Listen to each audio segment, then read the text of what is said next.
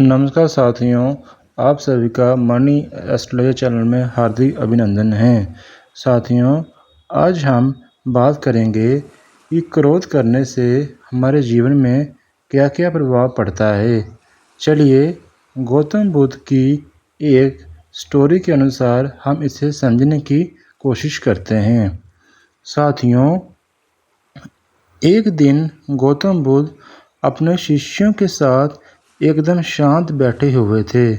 उन्हें इस प्रकार बैठे हुए देख शिष्य चिंतित हुए और कहा, कहीं गौतम बुद्ध अस्वस्थ तो नहीं हैं? एक शिष्य ने उनसे पूछा कि आज वे मौन क्यों बैठे हैं?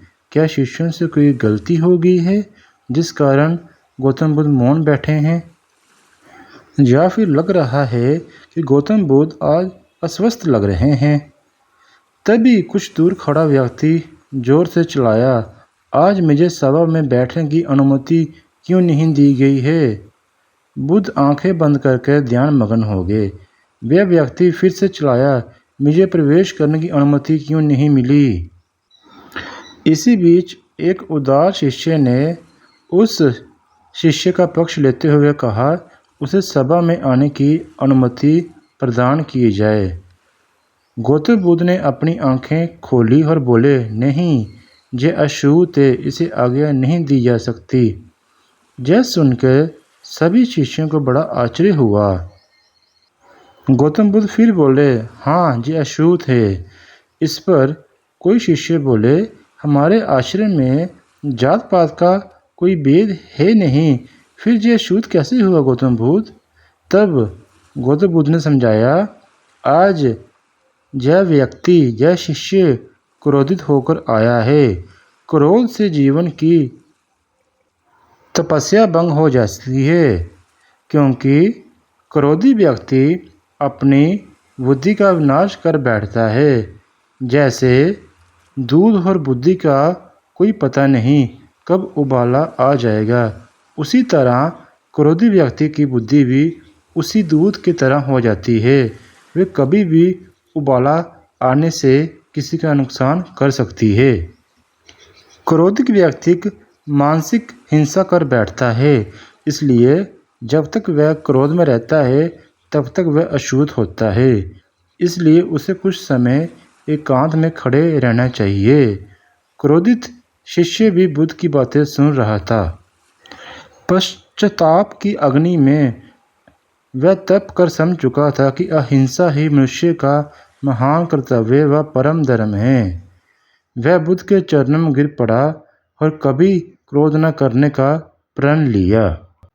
साथियों, इस कहानी में बुद्ध की शिक्षा हमें यह बताती है कि क्रोध के कारण व्यक्ति अनर्थ कर बैठता है और उसको बाद में समझ आती है कि उसने क्या कर बैठा है जिसका कोई लाभ नहीं मिलता। इसलिए हमें क्रोध नहीं करना चाहिए, हमें क्रोध को त्यागना चाहिए। और अगर मान लो हम क्रोध नहीं त्याग सकते तो कम से कम जब हमें क्रोध आए तो एकांत में बैठना चाहिए और कोशिश करना चाहिए कि प्रभु का सिमरन करें जिससे कोई अनर्थ ना हो। क्योंकि गौतम बुद्ध कहते हैं, क्रोध करने से तन मन धन तीनों की हानि होती है। क्रोध से ज़्यादा हानिकारक कोई और वस्तु नहीं है, इसलिए हम सभी को क्रोध त्यागना चाहिए। चलिए साथियों, एक कहानी गौतम बुद्ध की हम और पढ़ते हैं और आप उसे श्रवण कीजिए। साथियों, एक बार गौतम बुद्ध अपने भिक्षु के साथ एक गांव से गुजर रहे थे। उस गांव में पानी की व्यवस्था न होने के कारण लोग बड़े परेशान थे। गांव के लोगों को पानी लाने के लिए बहुत दूर जाना पड़ता था। गांव के निकट बहुत बड़ा मैदान था जिसमें छोटे छोटे बहुत सारे गड्ढे हुए थे। एक भिक्षु ने अपनी जिज्ञासा को शांत करने के लिए गौतम बुद्ध से पूछा कि गांव के इस मैदान में जो इतने सारे गड्ढे हुए हैं, आखिर उनका क्या उपयोग है? गौतम बुद्ध ने मुस्कुराते हुए अपने भिक्षु को जवाब देते हुए कहा कि प्रिय भिक्षु, इस गांव में पानी की समस्या है, इसलिए गांव वालों ने पानी की खोज में जो छोटे छोटे गड्ढे खोदे हुए हैं। इतना सुनते ही भिक्षु उन गड्ढों में पानी ढूंढने लगता, लेकिन उसे पानी की बूंद नहीं मिलती। फिर वह गौतम बुद्ध से कहता है, इन गड्ढों में तो पानी है ही नहीं। गौतम बुद्ध कहते हैं, तुम्हें वह लोगों को भी भीड़ दिख रही है। वे सभी लोग गांव से दूर एक नदी की ओर पानी लाने के लिए जा रहे हैं। इस पर भिक्षु पूछता है, क्या इस गांव के जमीन में बिल्कुल भी पानी नहीं है? गौतम बुद्ध कहते हैं, पानी तो है, लेकिन गांव में ऐसा कोई नहीं है जो पानी को ढूंढ सके। भिक्षु को बुद्ध की बात समझ नहीं आती। तब गौतम बुद्ध कहते हैं, गांव के लोगों ने पानी की खोज में ही मैदान में इतने सारे गड्ढे तो कर दिए हैं, लेकिन इसके बावजूद उन्हें पानी प्राप्त नहीं हुआ। तुम जानते हो ऐसा क्यों? इसका कारण यह है कि समस्या के समाधान के लिए सही जगह परीक्षण नहीं की गई। गौतम बुद्ध का भिक्षु बोलता है, बुद्ध, हमें आपकी बात समझ नहीं आई। जिन लोगों ने समस्या के लिए कैसे सही जगह परिश्रम नहीं किया।